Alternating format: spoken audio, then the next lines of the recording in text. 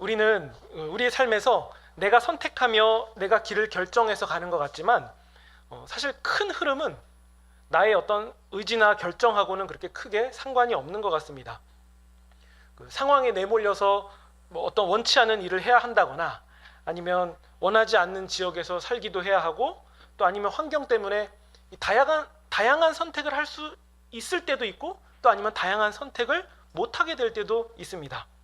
그리고 살면서 이 만나게 된 사람들 때문에 어떤 생각이라던가 진로 이런 것들이 많이 바뀌게 됩니다. 특히 친구의 영향을 또 많이 받는다고 하잖아요. 근데 지금 말씀드린 이런 부분은 나의 결정으로 되는 것이 아니라 오히려 상황에 내몰려서 가다 보니까 그렇게 일어난 게 아닌가 싶습니다. 저 같은 경우만 해도 예를 들어 제가 어린 시절에 강동구 길동에 살지 않았다면 그리고 십자성 마을에 있었던 한사랑교회가 길동으로 예배당을 옮기지 않았다면 그리고 하여간 이 외에도 굉장히 많은 변수가 있었겠죠. 이런 것들이 일어나지 않았다면 저는 아마도 다른 교회를 다녔다거나 그 어린 시절에요. 아니면 교회를 안 다녔을 수도 있고 아니면 목사가 아니었거나 그 외에 다른 변수가 있었을지도 모릅니다. 물론 역사에 만약이란 없지만 설명드리자면 그렇다는 거죠. 그리고 더 나아가서 신학교를 간 것도 제가 선택해서 간 것 같지만 실제로는 이 환경이라고 해야 될까요? 어떤 주변의 제 삶의 주변의 큰 흐름에 제가 몸이 실리게 됐고 그래서 저는 그 큰 흐름의 토대 위에서 그저 작은 선택 정도 한 게 아닌가 이런 생각이 듭니다. 근데 이것은 저뿐만 아니라 여러분들의 각자의 삶도 다 마찬가지일 겁니다. 사람마다 다 각자 자기 인생에서 이런 부분이 있는 것 같아요. 큰 흐름 가운데 나의 몸이 맡겨졌고 실제로 내가 한 선택은 그저 작은 선택에 불과하지 않았나. 그래서 실제로는 나의 의지, 나의 결정, 나의 생각, 판단보다도 그냥 이렇게 우리가 내몰려서 흘러온 게 아닌가 이런 생각이 듭니다. 그래서 사람들은 이에 대해서 운명이다 혹은 팔자다 이렇게 말하는 것 같은데 신자들은 다르게 얘기합니다. 하나님이 인도하셨다 이렇게 표현을 합니다. 우리가 오늘 읽은 본문을 보면은 이렇게 뭔가 내몰리는 일들이 자꾸 겹쳐서 일어나는데요. 우리가 시간상 12절부터 봤지만 실제로는 우리 1절부터 좀 보는 게 더 좋을 것 같은데요. 우리 지난 시간에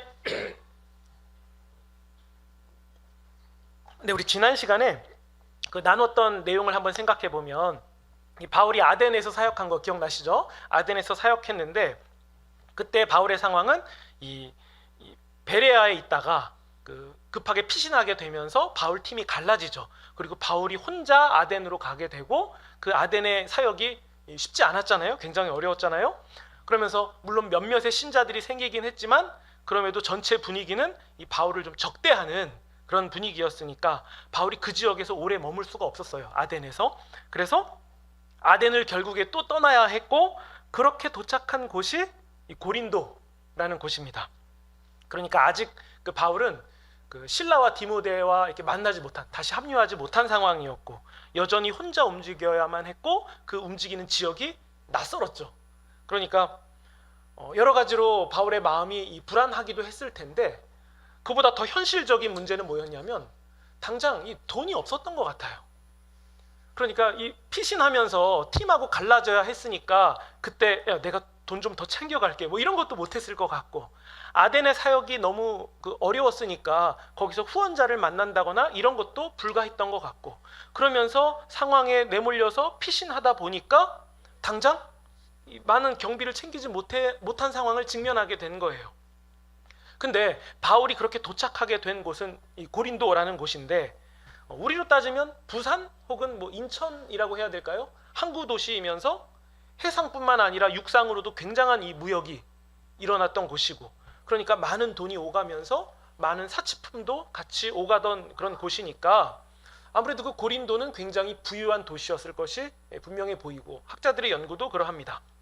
그러면 여러분 어떤 도시가 부유하고 화려하고 그러면 그 이면에 어두운 부분이 있지 않겠습니까?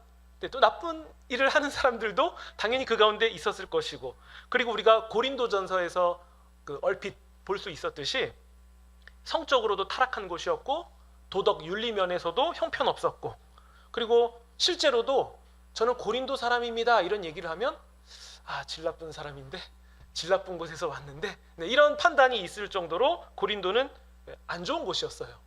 그러니까 바울이 아덴에서 옮겨왔는데 그곳이 고린도였다는 것은 바울이 그 고린도를 몰랐겠습니까?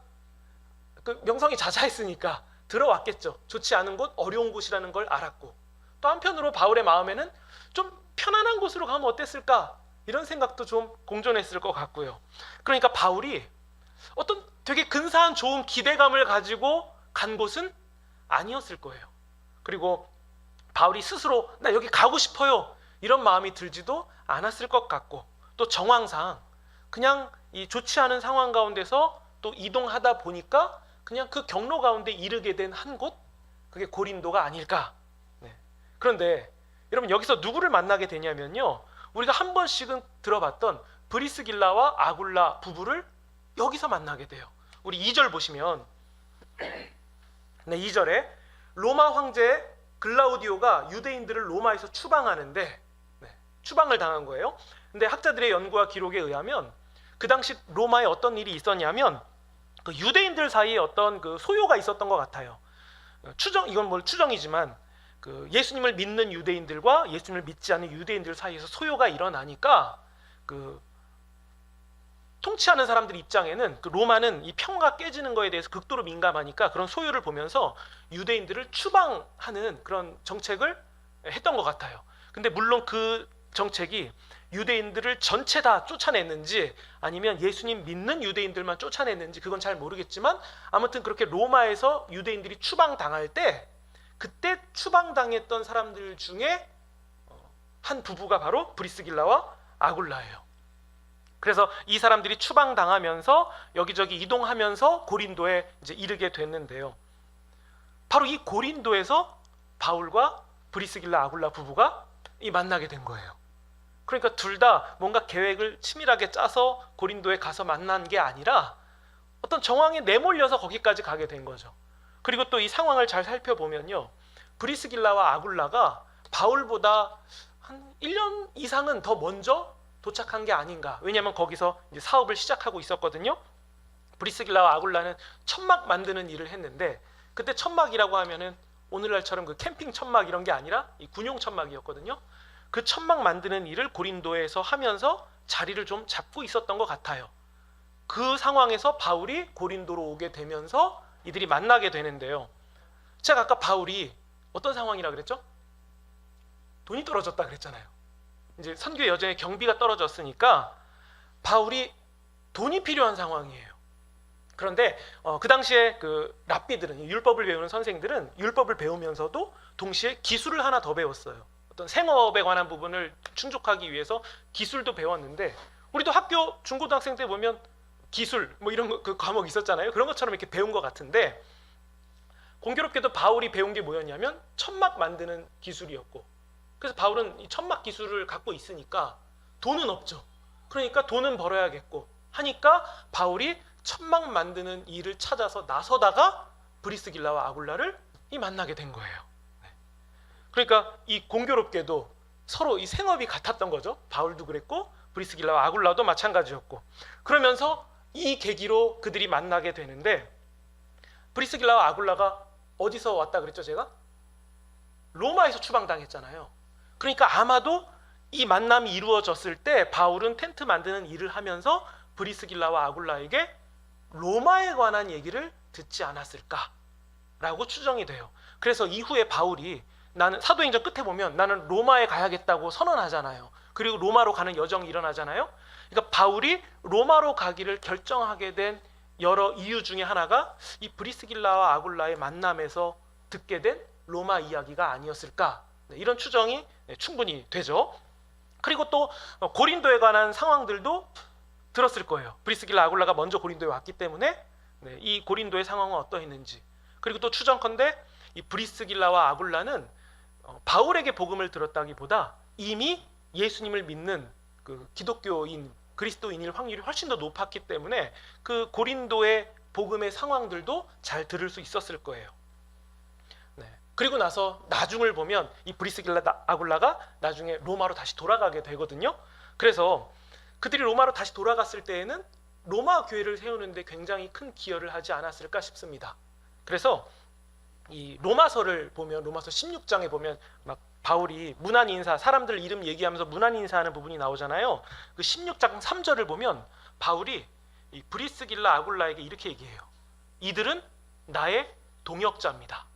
그리고 그 다음 절을 보면 이들은 내 목숨을 위하여 자기들의 목까지도 내놓은 사람들입니다 라고 고백해요. 그러니까 바울의 선교 여정 일정에서 그 브리스길라 아굴라를 만났던 것은 가장 그 바울에게 있어서 큰 사건이 되었던 것이 분명하죠. 아무튼 이 4절을 우리 본문 4절을 보시면요, 바울은 브리스길라 아굴라의 도움을 받아서 열심히 천막 만드는 일을 합니다. 그러면서 주중에는 천막 만들면서 돈을 벌다가 안식일이 되면 회당에 가서 복음을 전하면서 토론하면서 권면도 하는 이런 일들이 바울의 이 고린도 삶이 되었는데요. 5절 보시면 이제 드디어 보고 싶었던 실라와 디모데랑 합류하게 되었다고 나오죠. 그러면서 보시면 바울은 하나님의 말씀에 붙잡힐 수 있게 되었다라는 구절이 있는데 하나님의 말씀 전하는 일에만 전념할 수 있었다라는 뜻으로 보여져요. 그러니까 이게 무슨 상황이냐면요, 지금 바울이 텐트를 만들고 있었잖아요. 돈이 필요했잖아요. 그래서 텐트를 만들고 있었는데 실라와 디모데랑 합류하게 돼요. 그러면서 이제는 말씀만 전념할 수 있게 되었다는 말은 뭐냐면 이제 텐트 만드는 일을 좀 줄이거나 중단할 수 있고 실라와 디모데가 가지고 온 후원금, 교회의 후원금을 이제 쓸 수 있어서 바울은 이제 말씀만 전할 수 있는 그 상황이 되었다는 그 설명을 하고 있는 거거든요. 그런데 이제 자금이 좀 해결됐고 실라와 디모데랑 합류했으니 마음의 평안도 있었을 것이고 이젠 복음만 전하면 되는데 이 고린도의 상황이 쉽지가 않았습니다. 아덴처럼 되게 어려웠던 지역으로 보여요. 그리고 회당에서 그 바울을 박해하던 유대인들이 얼마나 심하게 비방을 했는지 바울이 옷을 털면서 당신들이 복음을 받지 않은 것은 이제 제 책임이 아닙니다. 당신들 책임입니다. 이렇게 말하게 되면서 그 회당을 떠나게 됩니다. 그게 이제 6절 부근에 나오는데요. 그리고 나서 털고서는 바울이 이동하게 되는데 이제 원치 않은 이동이 또 일어나는 거죠. 7절 보시면 거기서 옮겨 하나님을 경외하는 디도 유스도라 하는 사람의 집으로 갑니다. 이 디도 유스도라는 사람을 만나요. 근데 이 사람의 집은 또 공교롭게도 회당의 옆집이었어요. 7절에 나오죠. 회당 옆이다. 그래서 이 회당 옆으로 가게 된 것이 계기가 되었던 걸로 보이는데 그 회당의 회당장인 그리스보에게 복음을 전하는 기회를 얻게 되고 그리고 그 회당장의 온 집안이 주님을 믿게 됩니다. 이것 또한 이제 바울이 계획해서 일어난 일이 아니라 또 상황에 따라서 내몰려서 가게 됐거든요. 근데 우리가 고린도전서 1장 14절을 보시면요, 거기에 어떤 부분이 있냐면 바울이 이런 표현을 해요. 나는 너희들에게 세례를 베풀지 않았다라고 얘기하면서 맞다, 내가 세례 베푼 사람이 있긴 있지, 그리스보라고 얘기를 해요. 그러니까 이 그리스보에게 직접 세례를 베풀게 됐는데, 그러니까 그 고린도 지역에 바울이 직접 세례를 베푼 많지 않은 사람 중에 몇 사람이 된 거예요. 그러면서 이걸 계기로 고린도 지역에 세례교인들이 점점 증가하게 되는데요. 그럼에도 고린도의 사역은 너무 어려웠습니다. 쉽지 않았어요. 고린도 자체가 문란하기도 했고 또 분위기 자체가 좋지 않았으니까 그런 환경에서는 어려움도 있었고 그리고 바울 자체도 너무 많이 심적으로 지쳐 있었던 것 같아요. 그래서 하나님의 특별한 위로가 아니면은 어렵지 않았나. 그래서 임한 것이 우리 9절 보시면요, 예수님께서 환상 가운데 말씀하시는 이례적인 상황이 펼쳐집니다. 9절에 두려워하지 말고 침묵하지 말고 계속 복음을 전해라. 10절 내가 너와 함께 있겠다. 어떤 사람도 너를 대적하여 해롭게 하지 못한다. 이 성중에 내 백성이 많다. 이 성중에 내 백성이 많다. 그러니까 여러 가지로 이제 어려운 가운데 있는 바울에게 직접 계시가 이제 임한 이제 이례적인 사건이죠. 직접 계시가, 그러니까 위로가 임하면서 이 성중에 내 백성이 많다는 말. 그러니까 이 말을 들었을 때 바울은 어떤 마음이었겠습니까? 내가 이 고린도의 환경과 상황에 주목할 것이 아니라 이렇게 아무 소망 없어 보이는 이곳에 우리 주님의 백성이 많다는 사실을 내가 붙잡고 가야겠구나 라고 생각하면서 어려운 환경 가운데서도 이것이 주님의 뜻이라는, 이 길이 주님의 뜻이라는 위로를 얻고 그는 담대하게 갈 수 있었을 것이 분명하죠. 그러니까 이걸 우리가 조금 더 확대해서 적용해 보면, 여러분 오늘도 우리가 신자로 살아가는 이 세상을 보면 우리가 교회가 세상에 미운 집단이 되었잖아요. 스스로 못한 부분도 굉장히 많은 것 같아요. 그럼에도 주님은 동일하게 말씀하실 것이 분명합니다. 그런 교회들 가운데도 내 백성이 많다. 그러니까 우리가 물론 교회가 잘못해서 비판, 판단받아야 될 부분도 분명히 있지만, 그럼에도 우리 주님의 눈으로 볼 때에 그 가운데 내 백성이 많다는 사실을 우리가 생각하시면 좋겠고, 또 동시에 주님이 내 백성이라고 말씀하시는 그 안에 우리도 포함되어야 된다는 그 생각을 우리가 동시에 가지시면 좋겠습니다. 근데 아무튼 이 고린도에서 1년 반 정도 바울이 머물게 되는데요, 그때 또 한 번의 큰 시련이 찾아옵니다. 그게 우리가 읽은 이제 12절부터예요. 그러니까 지금까지 배경 얘기한 거고 이제 본격적으로 설교가 시작되는 거예요. 네, 12절 보시면 갈리오가 아가야의 총독이 되었을 때, 여러분 아가야라고 하면 자꾸 지명이 나오면 헷갈리는데, 그러니까 고린도가 아가야의 수도라고 생각하시면 될 것 같아요. 이제 그게 그거라고 생각하시면 될 것 같아요. 근데 이때 유대인들이 바울을 대적하는 일이 일어납니다. 그 바울을 이 재판정으로 끌고 가게 되는데요, 13절 보시면 고발 내용은 뭡니까? 바울이 율법을 어기면서 하나님을 경외하라, 율법을 어기면서 경외하라고 바울이 얘기했다, 이런 식으로 거짓 사실로 선동을 하게 돼요. 근데 유대인들의 입장이 이해되는 부분도 있어요. 왜냐하면 바울이 전하는 복음의 내용이 뭐죠? 할례로 구원받는 거 아니다, 율법 지킴으로 구원받는 거 아니다, 오직 우리 구주 예수 그리스도의 은혜로 구원받는 줄을 믿는다라고 얘기하니까 이 열성 유대인들 입장에서 들을 때에는 지금 할례를 무시해? 율법을 무시해? 우리 민족의 그냥 생명 그 자체인 율법과 할례를 무시한다고 하면서 마음에 굉장한 분노가 생겼을 것 같아요. 물론 이건 오해죠. 미워서 그랬을 것 같아요. 바울은 그걸 무시하자고 말한 게 아니라 구원은 우리 구주 예수님의 은혜로 된 것이고 그 귀한 율법과 할례가 예수님으로 완성되었다는 것을 말하는 거지, 무시하자고 말한 거 아니거든요. 예수님의 말씀도 그러잖아요. 율법의 1.1획도 무시할 수 없다고, 완성되어야 한다고 말씀하셨잖아요. 네. 근데 이제 유대주의자들, 할례주의자들은 유대인들을 바울의 말을 곡해했죠. 오해했죠. 그때 14절 보시면, 그러니까 바울이 답답하잖아요. 그러니까 변호를 해야 되잖아요. 그래서 바울이 변호를 시작하려고 하는데 말도 못 꺼내고 어떤 일이 일어나냐면 아가야 총독 갈리오가 이렇게 말해요. 14절입니다. 유대인들아, 만약 그 바울이란 이 자가 한 일이 범죄라던가 혹은 악행이라면 내가 너희들 말 들어주는 게 맞다. 근데 15절, 너희들이 말하는 그 문제가 말이나 명칭이나 너희의 율법에 관련된 것이면 너희들 스스로 처리해라. 나는 이런 일에 재판장 되고 싶지 않다 라고 선을 딱 그으면서 그들을 법정에서 쫓아내버립니다. 근데 여러분, 우리는 이 부분을 보면서 하나의 판결을 받았구나 이렇게 생각하고 넘어가기 쉬운데, 그 정도가 아니라 이 판결은 앞으로 바울이 로마로 가는 여정까지 바울에게 좋은 이 선례라고 하나요? 이 판례로 남게 됩니다. 그래서 바울을 평가할 때, 재판장이 서는 바울을 평가할 때 이것이 판례가 되어서 바울에게 유리하게 작용하는 이 좋은 상황이 된 거거든요. 그러니까 이 총독의 첫 선언이 매우 중요한 일이었는데, 이것 또한 어떻게 일어난 겁니까? 바울이 저 사람이 나에게 좀 친화적이니까 요거 내가 거기 가면은 좋은 판결 받겠다 이거 생각해서 간 겁니까? 아니죠. 유대인들이 모함해서 재판정으로 끌려갔고 자기는 말도 못 꺼냈는데 좋은 판례가 남아버린 거잖아요. 그러니까 이 상황마저도 그냥 이게 내몰려서 이루어진 것 같아요.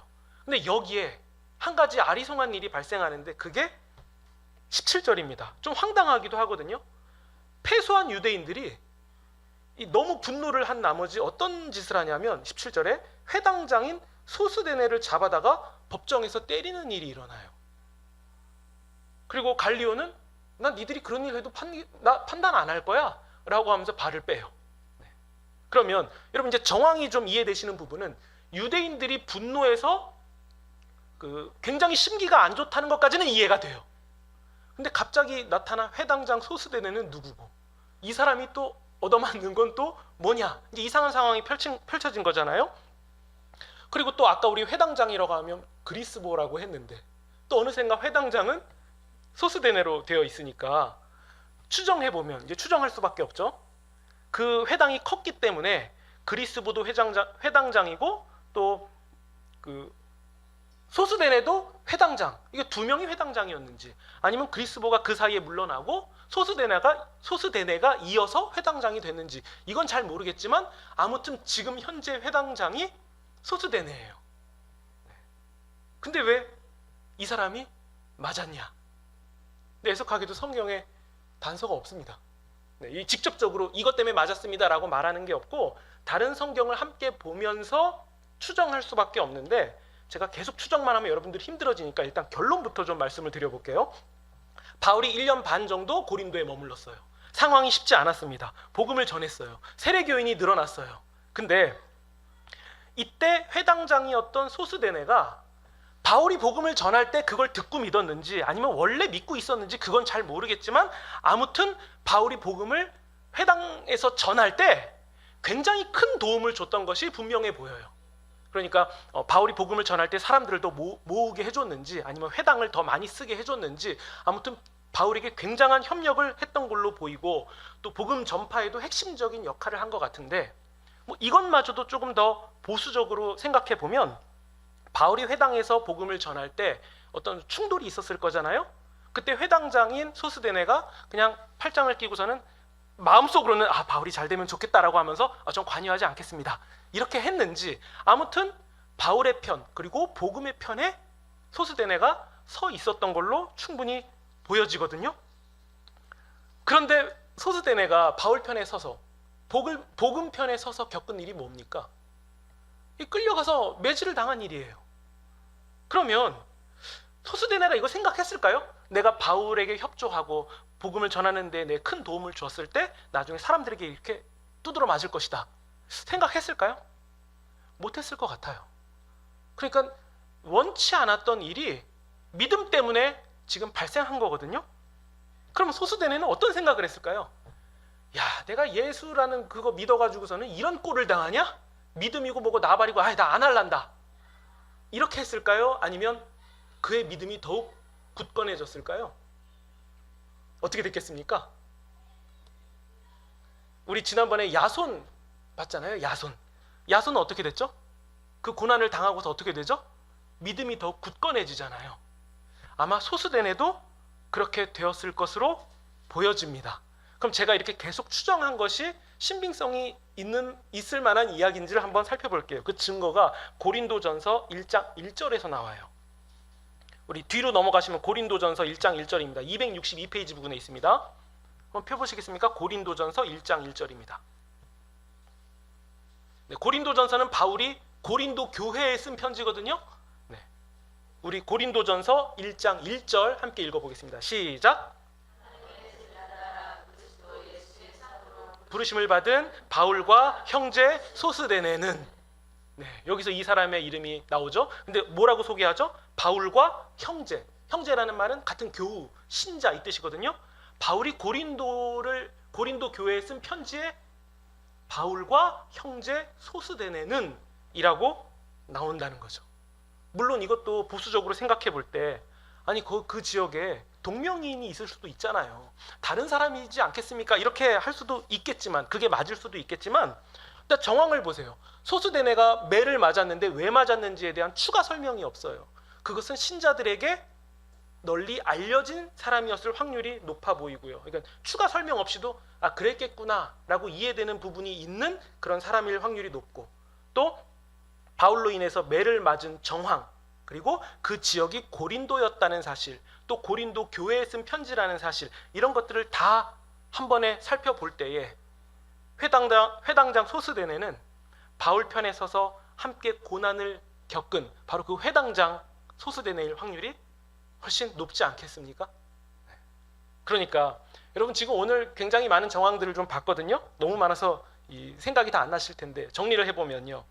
바울이 고린도에 가게 된 것 그리고 브리스길라와 아굴라가 로마에서 추방당해서 고린도에 가게 된 것 또 생업이 같았다는 것 그리고 바울이 디모데와 실라를 만나게 된 거, 그리고 또 비방받아서 이동한 곳이 그 회당 바로 옆이었다는 사실, 그리고 회당장 그리스보에게 복음을 전하게 된 상황, 그리고 바울이 또 모함을 받아서 또 법정에 끌려가게 됐다가 좋은 판례를 받은 상황, 그리고 마지막에 본 것처럼 소스데네가 고난을 겪게 되지만 주의 일꾼으로 굳게 세워진 이 모든 정황들, 그럼 공통점은 뭡니까? 다 내몰려서 이루어진 일 아닙니까?